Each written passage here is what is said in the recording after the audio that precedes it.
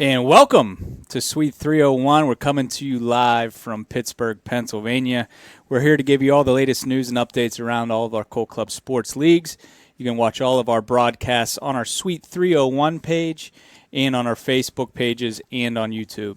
Remember to like our Facebook pages and follow our Twitter accounts for the latest news and media. Also, subscribe to our YouTube channels for videos from around our leagues and to watch previous episodes of Suite 301.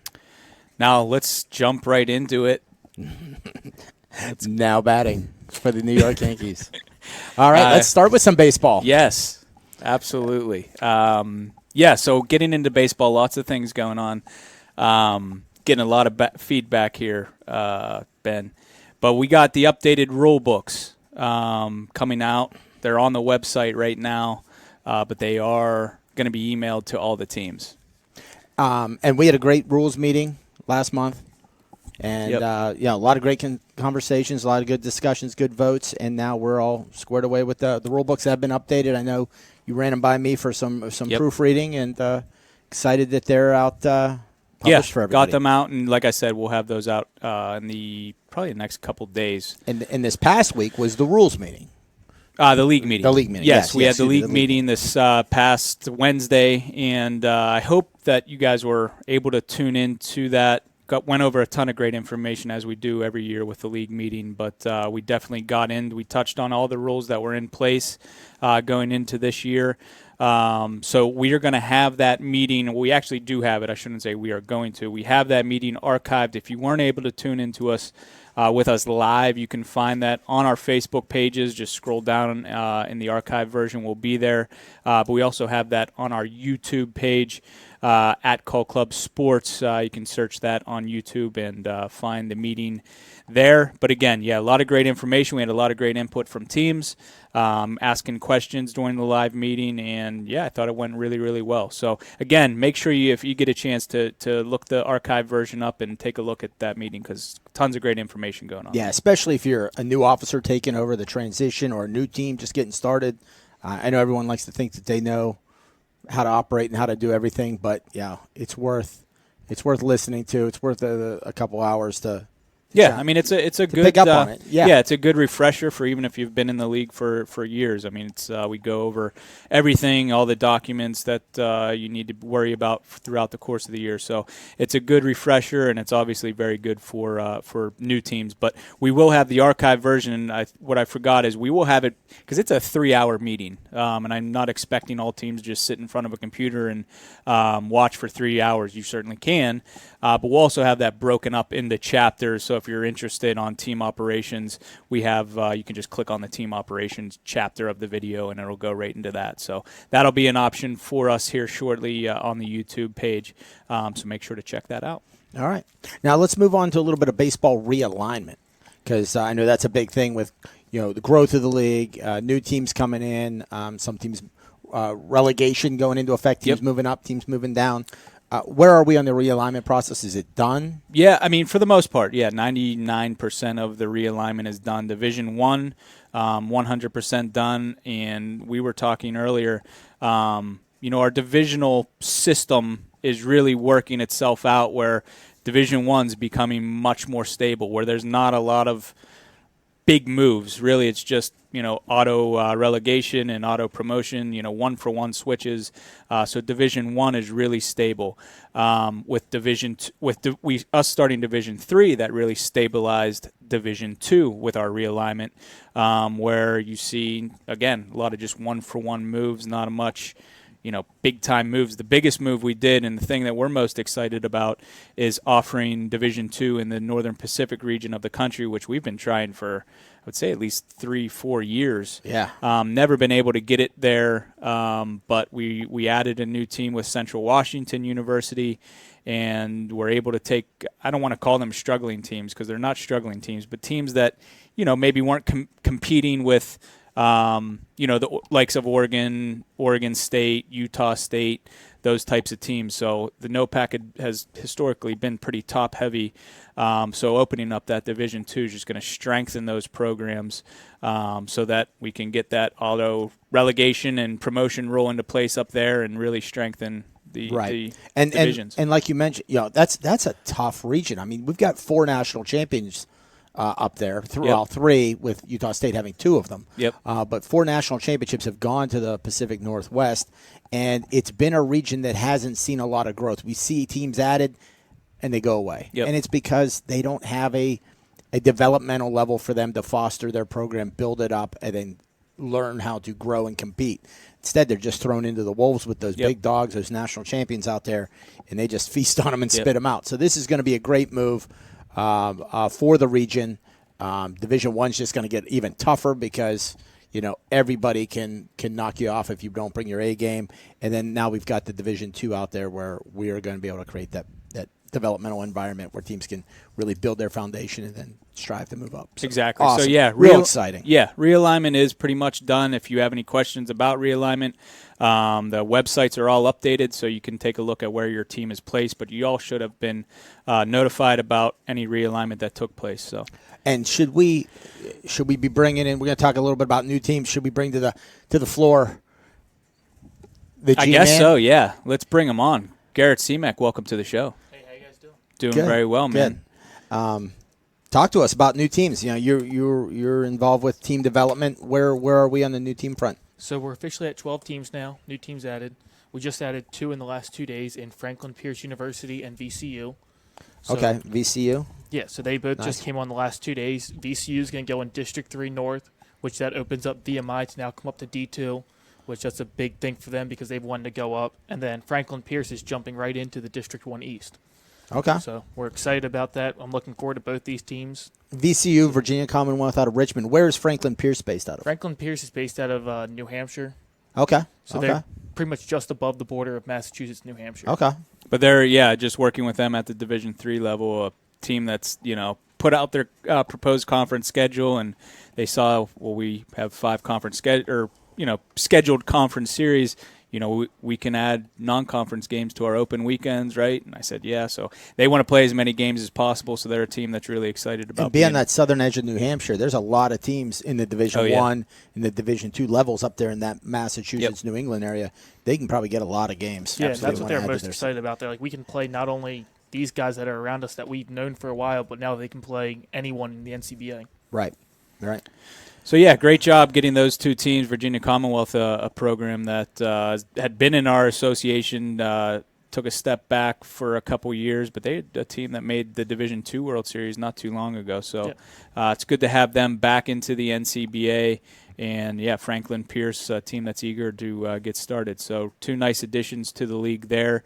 We also have quite a few fall tournaments coming up. The fall is just around the corner. Yeah. I know students are back at school in some cases. So a lot of fall tournaments. We have 5 NCBA-sanctioned fall tournaments coming up really quickly here. And I believe all of them are filled. And I know with the Greenville, let's start there, the Greenville Fall Invitational, which I believe is our 8th or 9th year down there. It's our 8th year down there this upcoming year. Which we love our relationship with them down there. You and Trace will be running that. So talk to us a little about the teams involved, how many teams set up, all that kind of stuff. Yeah, so right now we're at 12, which we've exceeded the amount that we usually get down there. So right now we're exploring an option to open to 16. So anyone that's interested, feel free to reach out to me. I can put you on the wait list for if we do this extend to 16. But it's pretty much all returners. University of South Carolina's back, defending champion. UT Chattanooga wants to come back. They're kind of like one of the bubble teams right now. They won it 2 years ago. So we have newcomers like Ole Miss, Xavier. They all want to come down for the first time. They're hearing the hype about Greenville. So we're really looking forward to it this year. And it's interesting. So this is traditionally a 12-team tournament. Correct.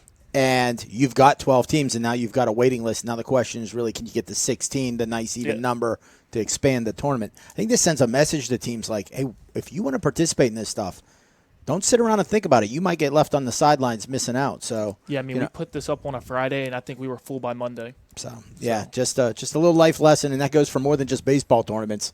If there's something you want, supply and demand, get in there. Don't better time than the present. Absolutely. But yeah, we got, and just to touch on, because we're around that same time, Henderson Fall Invitational is coming back. We got that set up. Henderson had some field availability. We love it out in Henderson, which is right outside of Las Vegas. Obviously, the teams are going to love it out there, but we'll be going back there November 16th and 17th. It's just a Saturday and Sunday. And to kind of piggyback off what you said, we have 8 teams, which is what we were wanting, but I've gotten 4 or 5 interested teams just recently saying, hey, is this filled yet? Can we get in? So we're also going to be exploring, trying to find some additional field space out there to maybe bring that to a 12-team event, which is great news. But, yeah, again, I mean, things are filling up quickly. When you see these fall tournaments are being announced and registrations open, you need to get on it.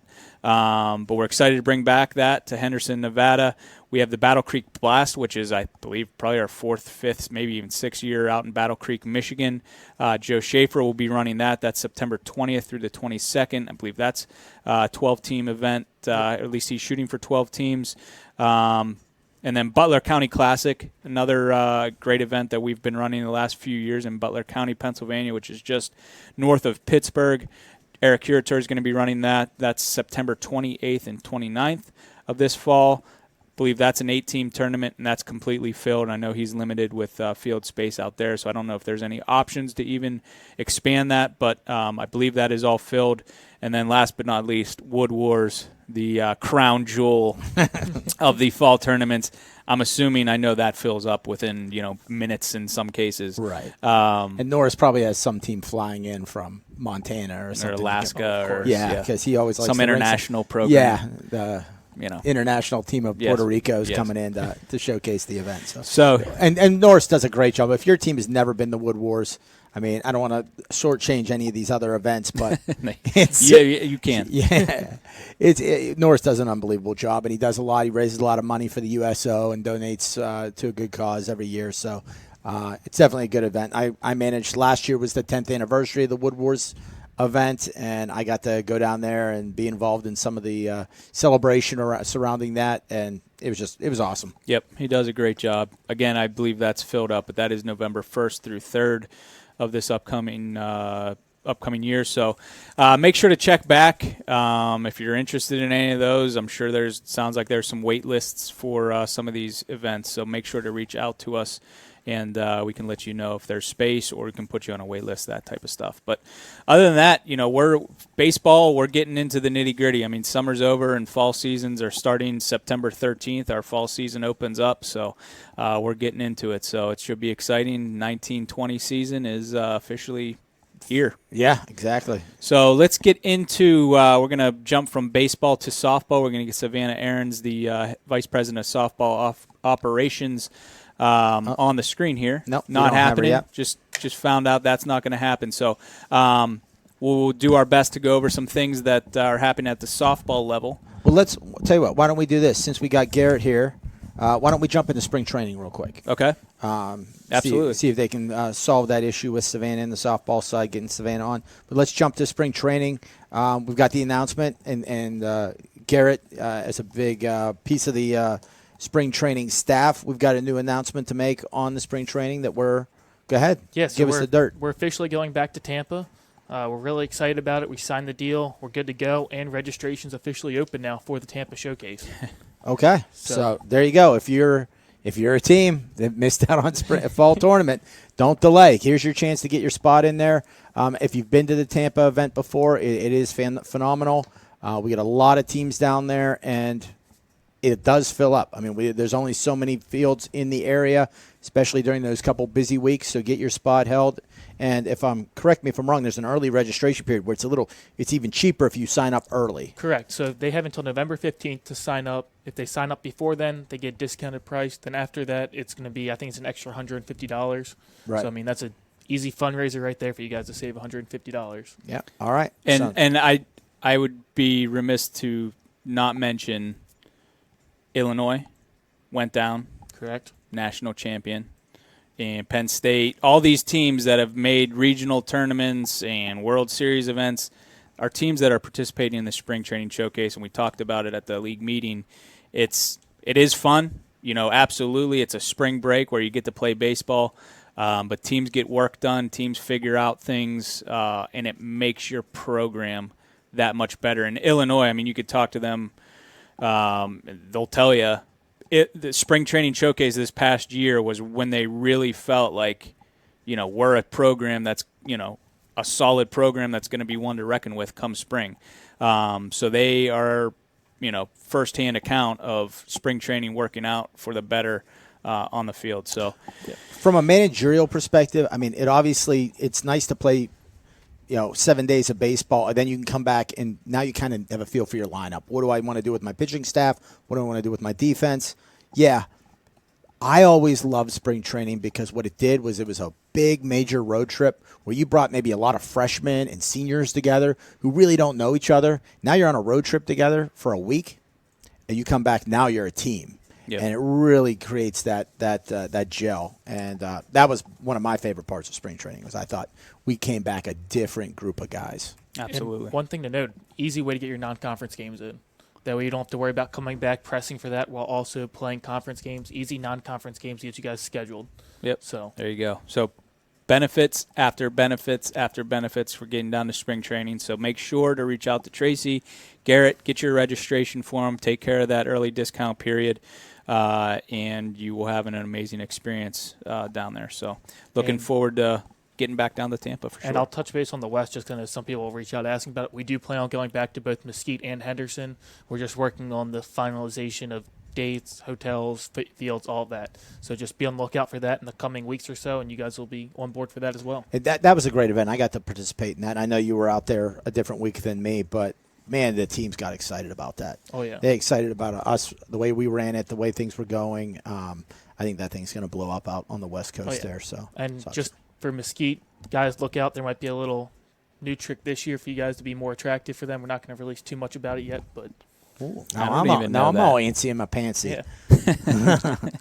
All right. Thanks, Garrett. Appreciate you bringing up to speed on spring training showcase. All right, we heading back to. We're gonna take a quick break, and we'll come back with some more Coal Club Sports information.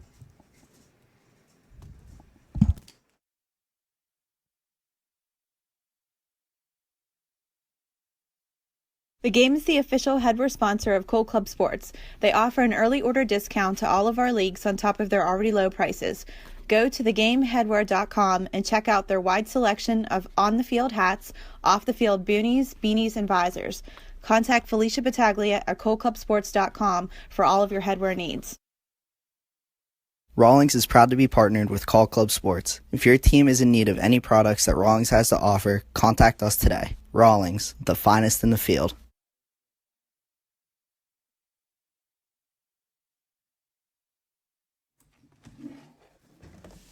And welcome back. Thank you for sticking with us here on Suite 301. Appreciate you joining us here. And we're going to, in a minute, we're going to get to some softball stuff. We're going to get Savannah Aarons on the line to go over several different things going on in the softball world. But, yeah, we got a lot of – we were talking fall tournaments on the baseball side of things. We got fall tournaments on the softball side of things as well. They're offering 3 right now, and Savannah can give you more details on the 3. But I believe last year we only were offering 2 fall tournaments to our teams. This year we're opening up 3, the last being Peach State Fall Classic, which is October 5th and 6th, 2019 in Cartersville, Georgia. I believe home of Savannah Aarons. The other 2, we got the First State Showdown on October 12th and 13th in Wilmington, Delaware, and then the Indy Invitational, October 19th and 20th in Elkhart, Indiana. So plenty of things going on in the softball world. I know they're going to get involved with the schedule coming up, or the season coming up here shortly. I believe we want to go 103. All right, let's get Savannah on. Hello. Hello, Savannah. Hey. All right, good to have you on the show. Welcome back to Suite 301. Thanks for having me on. All right. And we were just talking, as we were waiting to get the phone booted up, we were talking about the fall tournaments, and we'll talk a little more in detail about those. But this year, I believe in years past we only offered 2, but this year we have 3, correct? Yes, absolutely. We have 3 fall tournaments this year, 2 of which the Indy Invitational and the First State Showdown are pretty much full. Both of those have 8 teams apiece, and then the brand work in and get signed on, or then you get to look forward to spring training if you don't get into the fall tournament. So there's always options. Talk to us about the Peach State, because I know that that's your hometown. I mean, you live in Colorado now, but you know, Georgia's where the Savannah originated. Talk to us about the venue down there. What inspired you to bring the Peach State Classic into the fold? So, I mean, growing up and playing softball in the South, like, it's a huge thing, obviously, and invitational tournaments are big. So I remember playing in lots of tournaments such as that at the complex that is in Cartersville, Georgia. It's at Dillinger Park. And then playing on the Georgia Club softball team, you know, a fall tournament was something we always did. We actually used to host one in Athens, but they haven't hosted one there for quite a while, and there just hasn't been anything in the fall for teams to have to be able to get their teams ready for the season. So I was like, this needs to happen. And what better way to do it than in my hometown where I have all the contacts. You know, I went to high school with the guy that runs the fields now, so we have a great relationship with them already, and it's a beautiful, beautiful facility. It'll be temp fencing, and there's so much to do. It's right off of 75, so it's easy to get to. They just added a new brewery in town. This little downtown is a quaint, small, fun area with bars and restaurants and plenty of shopping. So I think the teams will really, really have a good time at this tournament. Any chance Zach Brown's going to be stopping by? I wish. Maybe Trevor Lawrence. Oh, is he Cartersville too? Yeah, I think he's more popular than Zach Brown now. So. Oh wow, Cartersville. The home of Trevor Lawrence. Okay. I don't know who that is, but You don't know who Trevor Lawrence is? Nope. Ask Ryan Norris. Okay. If you don't know who Trevor Lawrence says, you need to go dig a hole and live in it. That sounds awesome, actually. All right. So okay, let's. So fall tournaments, we got that covered. Rule book changes. I know this was a very unique year at your league meeting. There was no proposed rule changes to the NCSA, right? Yes, for the first time ever. No proposed rule changes, so the rule book rolls over from last year. It's the same exact rule book, just literally changed the years on it. Right, the dates. So okay, so that's out for everybody. Always a good thing to download a copy of the rule book. You know, never know when it'll come in handy for you. Yes, for those of you that are new officers, I guarantee you probably haven't looked at the rule book yet. So this is your opportunity to do so. It's up on the website, and you guys all should have received that via email from your regional director as well. So please do take a look at that prior to the season starting next month. Now, in the last month, we've also added 3 new teams, correct? Including one today, which we can get into. George Mason and Quinnipiac have both come on board, right? Yep. An exciting one for today. Yep, and Quinnipiac, excited about them because that's just a long process with the whole the retooling of how the school manages student organizations, that they were even allowed to become a club sport. So that's awesome that they were able to, the first ones to be able to come over and join us. And then UTSA, talk to us about the significance of that. Right.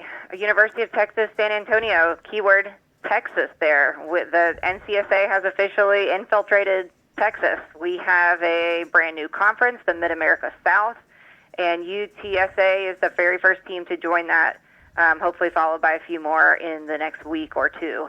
We're really excited to have them on board and being able to get our name down in Texas because we want them represented at a national level. There's great softball down there, and I look forward to seeing how these teams compete nationally. So. Right, absolutely, and getting that footprint into that state, you know, could spiral into a whole lot of growth into the future too. Because, you know, Those people that grow up playing sports down in Texas, they're diehards about it. So hopefully we're able to expand the brand further into Texas down there. So good job, Yeah, Savs. this time next month. Stay tuned. Now, talk to us a little bit about realignment. We've added some teams here this year. Obviously, we're now into Texas. How is realignment shaking out? Realignment is officially completed. All teams should have been notified if you were affected. Most teams usually at least get an update as to, this is your region for the upcoming season, even if that hasn't made any changes specifically to your conference. But the big pieces would be the new conference in the New England region, the New England South, bringing that region to 4 conferences. We've just gotten so big up there. It's exploded in that New England, North Atlantic area. So props to all those new teams out there. We're excited to have you on board, and let's just keep growing out there. Awesome. That's a packed region with 4 conferences. But, Right. yeah, I know you eventually, in an area like that, you can't just some people say, why don't we just put 8 or 9 teams in a conference? Yeah, especially in an outdoor sport, field sport like baseball or softball. Yeah, there's not enough weekends in the season to get all those games in. So sometimes you got to divide and conquer. So good stuff, Right, Savannah. Absolutely. All right. Well, is that No, yeah. Good job, Savannah. Anything else softball related that needs to get across to the viewers? I don't think so. Just some reminders out there for our teams. Team previews will be coming out this week, so please make sure to get those in by the end of the month. Those of you that owe your performance bond, please make sure to get that in. The due date is September 15th, which is the official start of the season. So we're looking forward to that. Keep an eye out for roster submission process, emails coming out as well. So ready to get things started. all right. Sounds good. Well, All right. we'll see. What do you think? Do you think guys. is Navy going to be able to defend their title? Ooh, It's early. I know it's early. You haven't we've seen it? never had a three-peat. Have we? No. I don't think we have. No, that's No a valid point. three-peat. We've had some repeats, but no three-peats. It would be the first time ever. I know Coach Reberg with Naval Academy is she's prepared to defend her title. That's for sure. In talks that I've had with her, so we'll see. All right. Well, thanks a lot, Savannah. We'll catch you next month. Absolutely, thank you. All right. All right.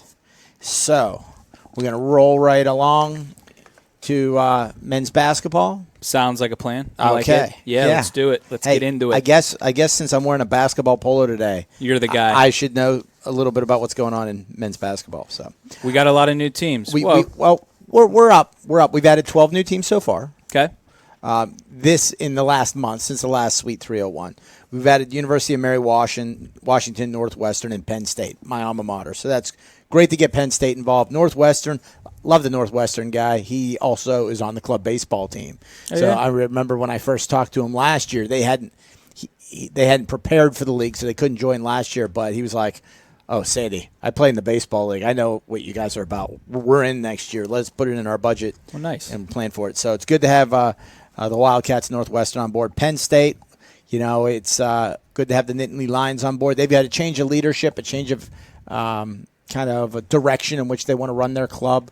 Their previous leadership was more, let's just do a couple tournaments. We don't need to, play all that Yep. much basketball. New leadership's in and was, hey, I want as competitive an environment as I can. Compete for a national title. Right. So, and they came in. One of the other things, the old leadership at Penn State that was on the fence about joining wanted to head east. Excuse me. They wanted to be tied in with Jersey, Philadelphia, that side, because I guess maybe that's probably where they were from. The new leadership's like, hey, we like Ohio, Pittsburgh, Western PA side, so they're going to come over and join the Great Lakes East. So Nice. good addition, absolutely great addition to the conference and or to the league.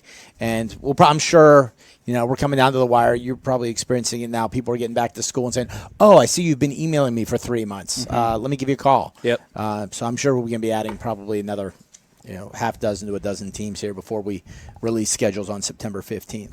And that goes in. We got the schedule request forms are out. They're out. They've been out since August 1st. They are due September 1st. Make sure you fill those out. Zach, if you have questions on it, don't hesitate to ask Zach or your conference coordinator. We'll teach you how to do it. It's no problem. We understand, maybe last year's president took care of it last year, and now you're a new guy. We'll walk you through the ropes. It's not hard to do, and just ask for some assistance. But what's important is to meet that deadline, September 1st, because we are in a crunch. We're under a lot of pressure from these teams to get the schedules out September 15th. You're talking about 140 teams.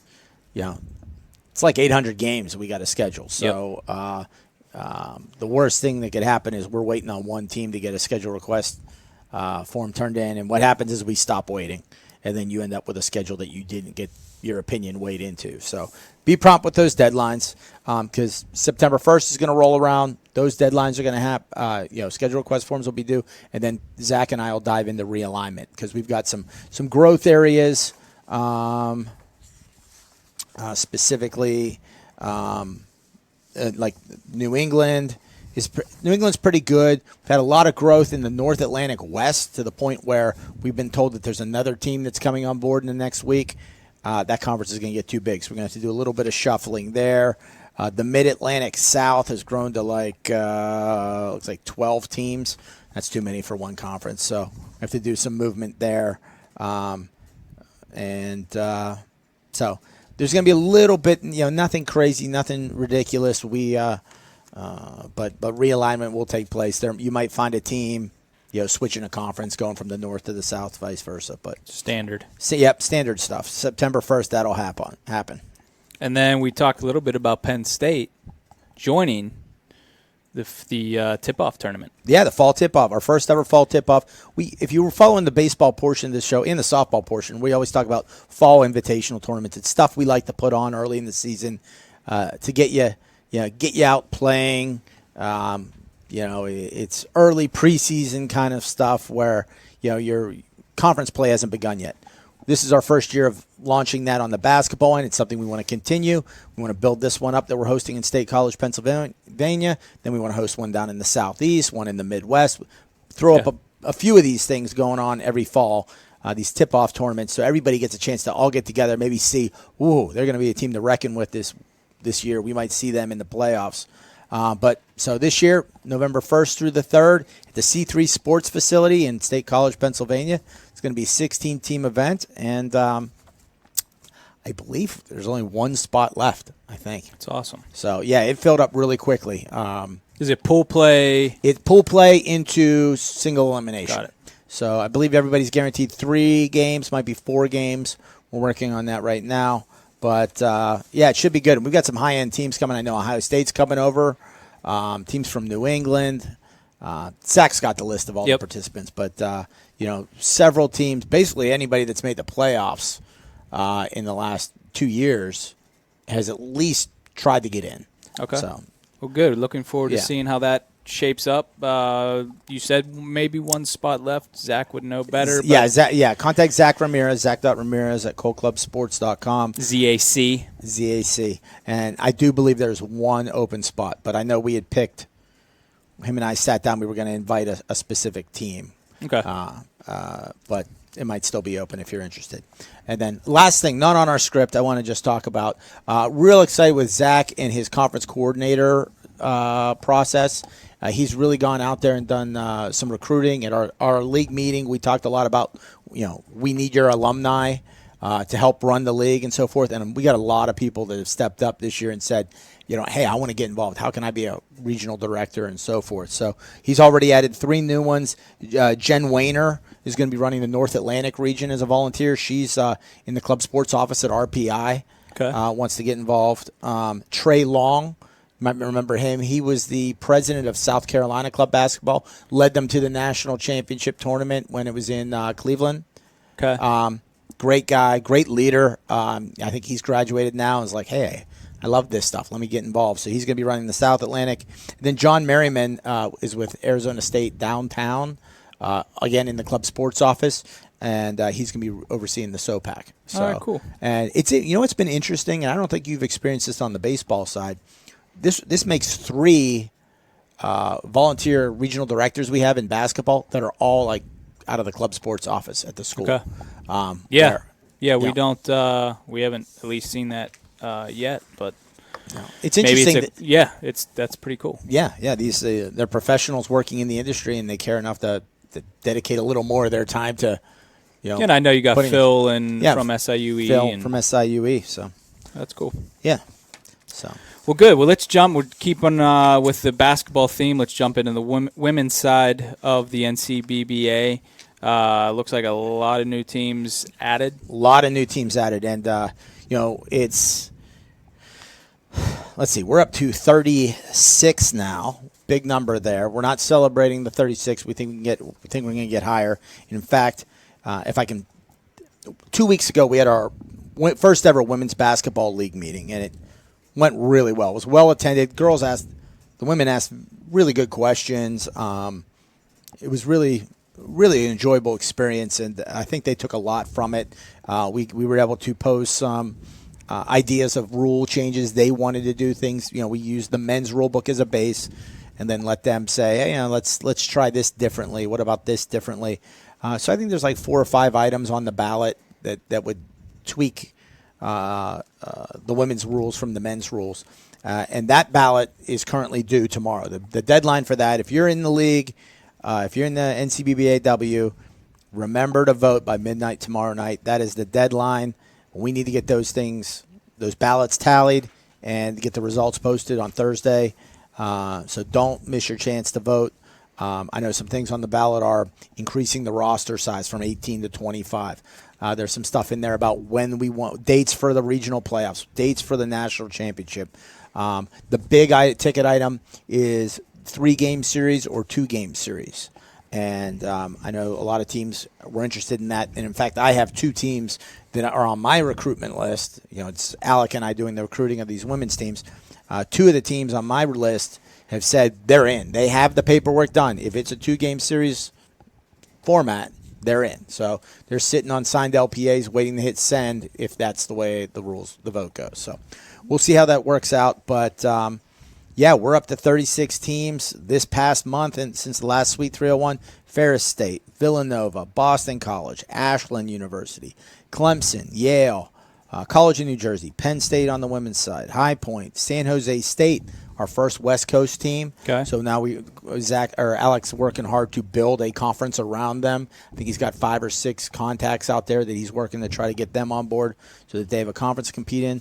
Northwestern, Mercer University, and then Ohio State University. And then Ohio State's one of those big name schools where as soon as we announce, Ohio State's in, hey, Cleveland State starts chiming in. Miami of Ohio, Cincinnati, Dayton. Other people in the area start saying, the big names in. Yep. We want more information too now. So, well, good. It's a big list there, and it sounds like we got more coming next month. We'll have hopefully more teams to talk about as far as being new. I guess everybody's new, but new teams on that list. As far as the league meeting, that's archived and that can be found on YouTube. I believe that is where it is located on YouTube, right? So you can. There it is. There's right on the screen where you can find it, and you can rewatch the meeting if you want.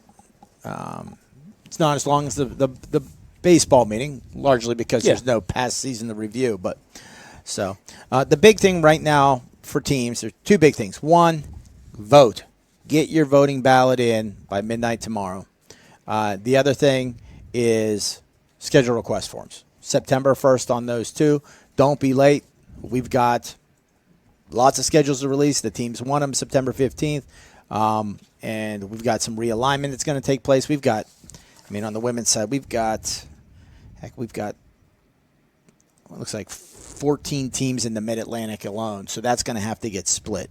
New England, depending on how this vote goes, I'm immediately adding 2 more teams depending on how that vote goes, if not a third. So, and that's the part where I'm recruiting. So we've got some realignment to take place, and then bam, right in the schedule. So don't be delayed with that September 1st deadline on the schedule requests. Oh yeah, good things happening in women's basketball. So nice work there to you and Alec. And I think we are going to get on Joe Schaefer to talk about NCFA football, and we're going to give him a call right now.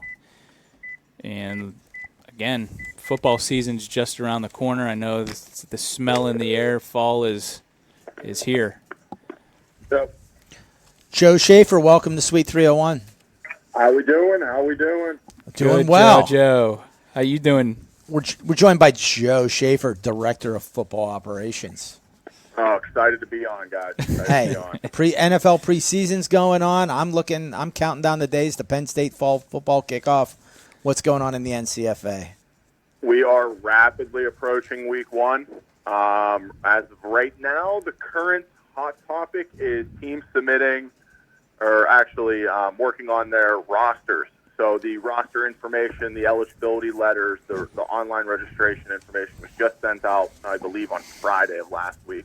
The team should be starting that process.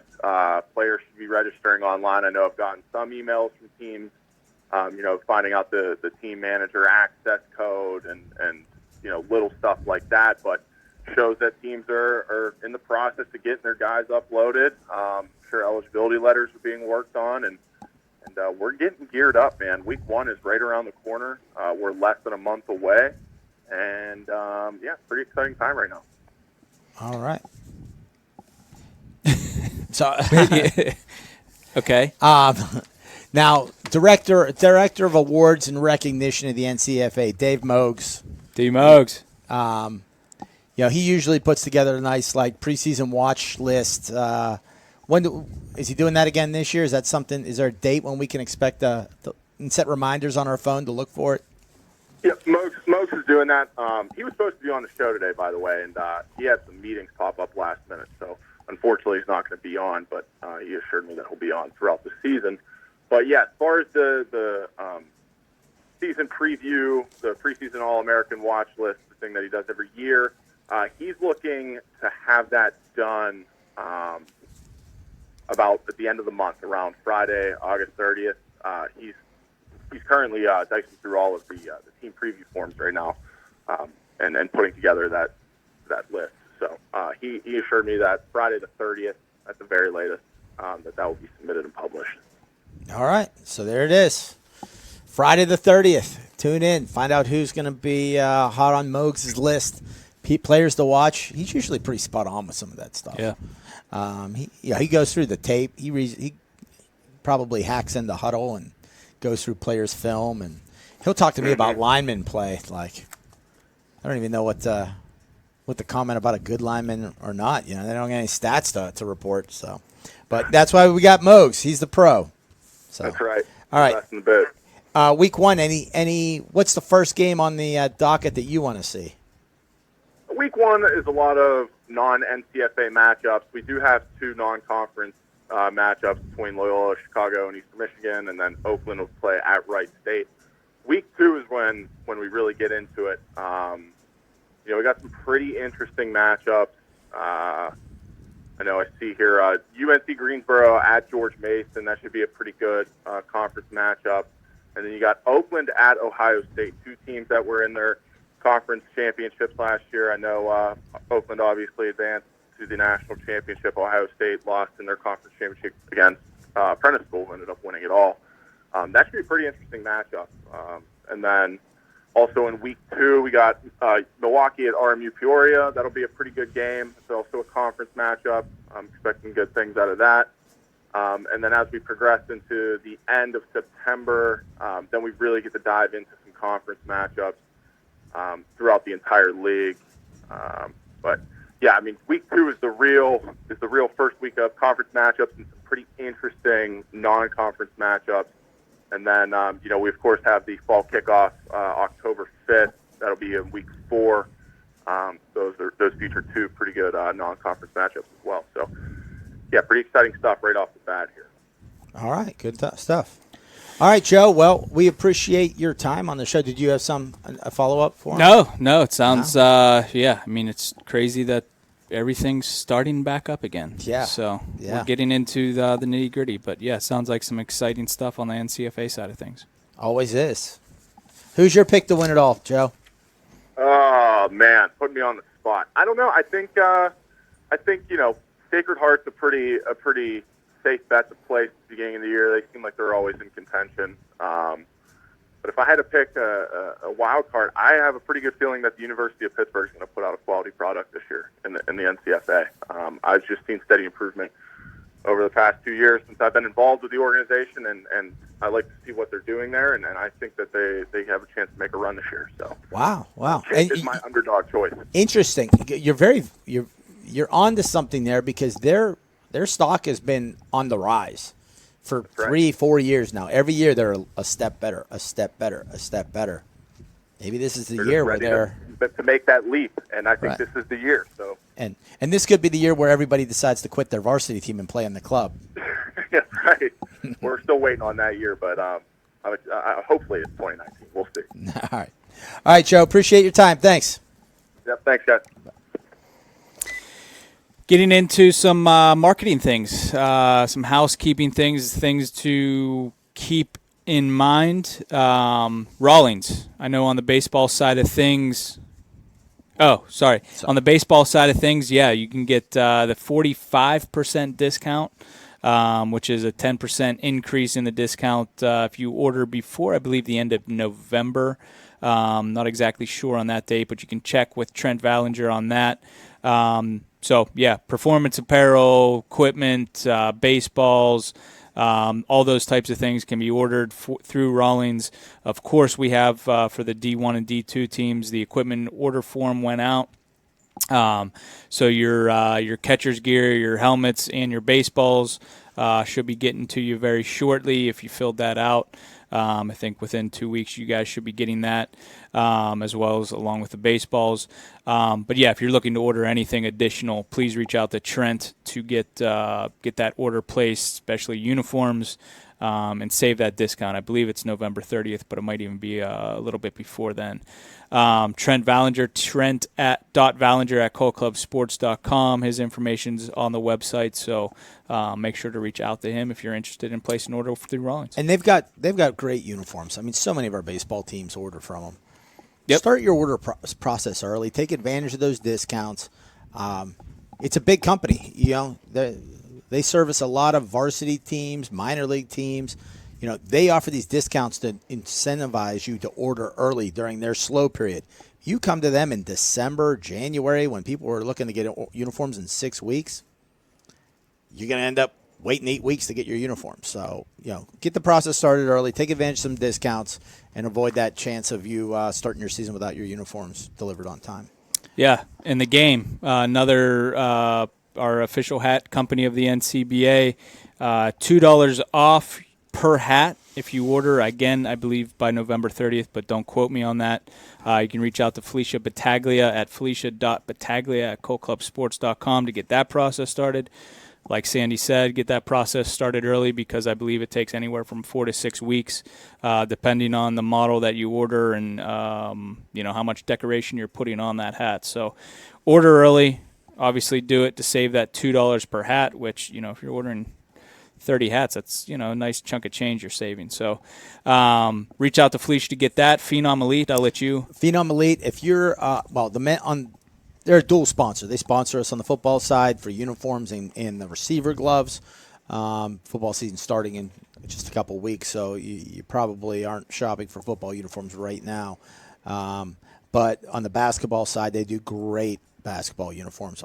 Several of our teams, I think 4 of our teams in our national championship last year were in Phenom Elite uniforms. Looks spectacular. We signed a lot of new teams. Everybody on the women's side is a new team. Yeah, if you need uniforms, talk to them. Get a quote. I think you're going to be impressed. You're probably going to order from them. Even if you have fill-ins, they can do a pretty good job of matching what you already had. So definitely look to Phenom Elite. Nathan Dorton over at Phenom Elite will take care of you.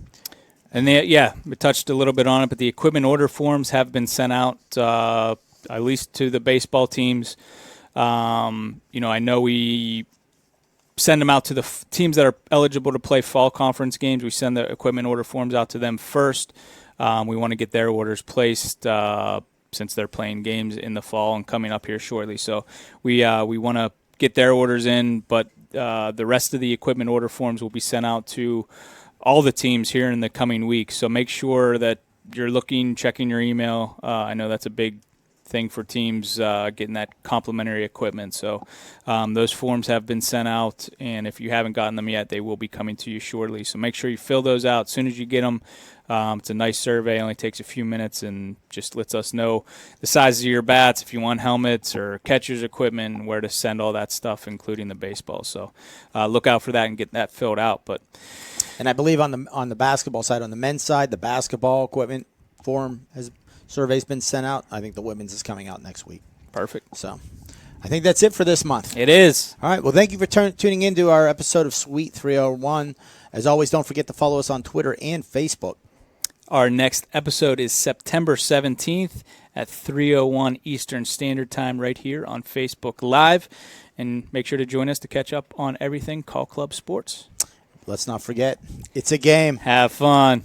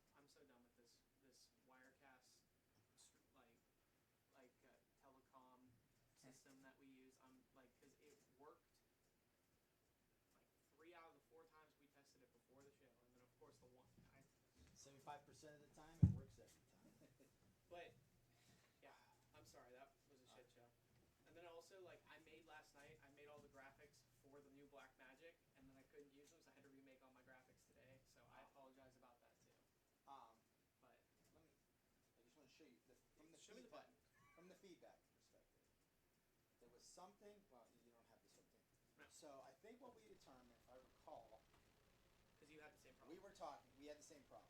We're talking into those microphones. They're coming into here. No, they're coming into here. They're going to the switcher. They're going into the computer. They're coming out. At the same time, it's coming out of here, into our ears, right? Christian talks, comes in here, into my headphones. Yeah. It's also going from here to the switcher to the computer, and when you have the computer routed right back to here, it's Christian's voice is coming through a second time, giving us that echo. So there was a button, I want to say it was here, or maybe it was here. It was somewhere in the lower right portion. There was something he clicked that prevents it from sending the mic input back out. It was literally something in there or something over here. All right, I'll figure it out. So here's what I'm gonna do. Just out of curiosity, the Savannah thing didn't work because you didn't have these plugged in, right? Nope. That would have nothing to do with it. That's just audio. Right. So, because my plan was to plug them back in, have you guys deal with that once you was on the phone. Right. And we could have gotten through it. It was just. I'm sorry. Look, the call was just, I didn't get it. Like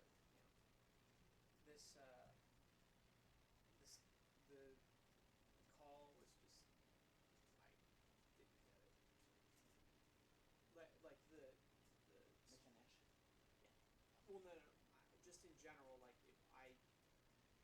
obviously I just figured out how to do it. I knew how to do it, okay, but I had to figure out how to wire the audio back through. It was a whole thing.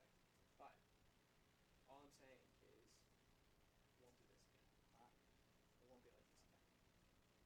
And I want to switch over to this next month. I'll probably come in a few days to make sure I can get it set up, and I have to send you some emails and some forwards in the meantime. Alright? All right. Love the intro, man. That was sweet. I did love the intro. It got me excited.